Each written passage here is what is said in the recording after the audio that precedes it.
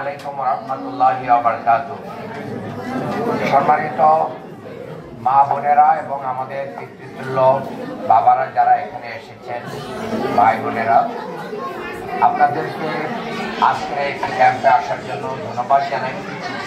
আমাদের অনেক ইচ্ছা আছে, কিন্তু সব ইচ্ছা আমরা পূরণ করতে পারি না, কারণ এই দায়িত্বটা ছিল হচ্ছে রাষ্ট্রের। রাষ্ট্র যদি এখানে একটি সরকারি হাসপাতাল প্রতিষ্ঠা করতো ঢাকা 6-এর ভিতরে, তাহলে এই ফ্রি মেডিকেল ক্যাম্পের কোনো প্রয়োজন হতো না। তাহলে আমরা সেখানে যে মাত্র 10 টাকা 20 টাকা দিয়ে টিকিট করে আমরা ভালো ডাক্তারও দেখাতে পারতাম, আমরা ওষুধও পেতাম।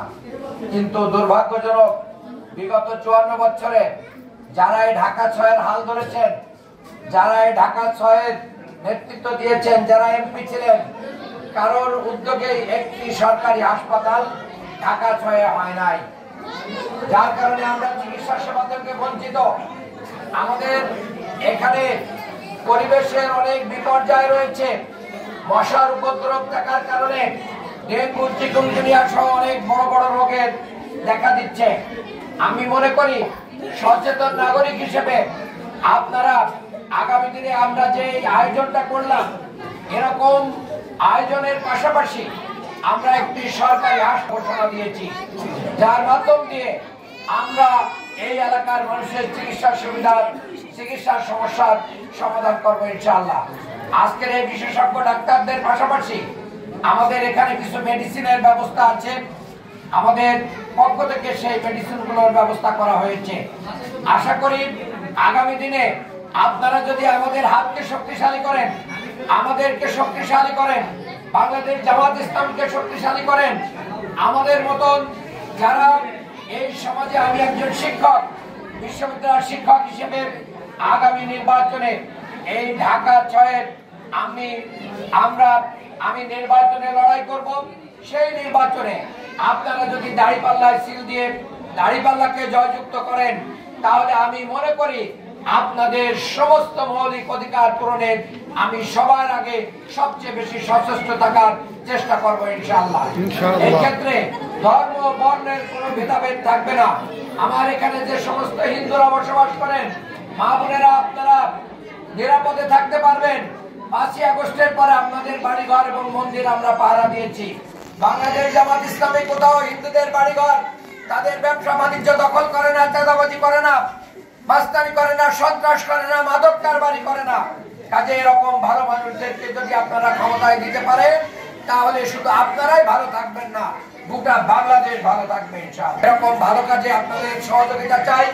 এলাকার বিদ্যমান পঞ্চায়েত সহ বিভিন্ন ব্যবসায়ী নেতৃবৃন্দকে বলবো, আসুন আপনারা আমরা সবাই মিলে আরো এরকম ভালো কাজের আয়োজন করি। আমাদের এই সামান্য আয়োজনে যদি কোনো ত্রুটি হয়, আপনারা ক্ষমা সুন্দর দৃষ্টিতে দেখবেন। আপনাদের পাশে আগামী দিনগুলোতে সবসময় থাকবো, এই প্রত্যাশা ব্যক্ত। সবাইকে ধন্যবাদ। বাংলাদেশ জিন্দাবাদ, বাংলাদেশ জামাত ইসলামী জিন্দাবাদ।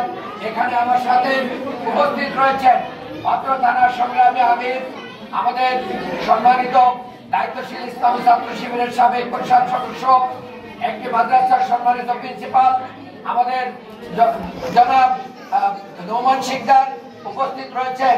এই এলাকার মাটি মানুষের নেতা, প্রতিটা মানুষের দরবারে বাড়িতে বাড়িতে যিনি ঘুরে বেড়ান এবং খোঁজ নেন, আমাদের শাহাদাত ভাই, যিনি কমিশনার পদপ্রার্থী, ওনার জন্য দোয়া চাই। আপনারা দোয়া করবেন উনি সুস্থ থেকে যেন আপনাদের সার্বিক খোঁজ খবর নিতে পারেন। আগামী দিনে বৃদ্ধ ভাতা, বিধবা ভাতা সহ যত ধরনের কার্ড তৈরি হবে, আমরা ক্ষমতায় গেলে একবারে প্রকৃত যারা এটা পাওয়ার উপযোগী তাদের বাড়িতে বাড়িতে পৌঁছে দেবো। কোনো বড় লোককে এরকম কার্ড নেওয়ার সুযোগ আমরা দেব না। আপনারা দেখেছেন ইতিপূর্বে এগুলো অনেক মিস ইউজ হয়েছে এবং আমরা হতে দেব না। এই নেতৃবৃন্দকে আপনাদের হাতে আগামী দিনে দাঁড়িপাল্লার জন্য দোয়া চেয়ে আমার বক্তব্য শেষ করছি।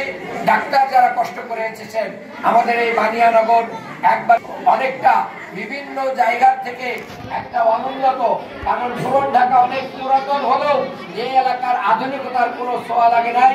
আপনারা কষ্ট করে এসেছেন, আপনাদেরকে ধন্যবাদ জানাই। আমাদের স্লোগান আর নয় অবহেলা, আধুনিক হবে পুরান ঢাকা, সেই আধুনিক ঢাকার জন্য আমরা লড়াই করব। সবাইকে ধন্যবাদ। আসসালামু আলাইকুম।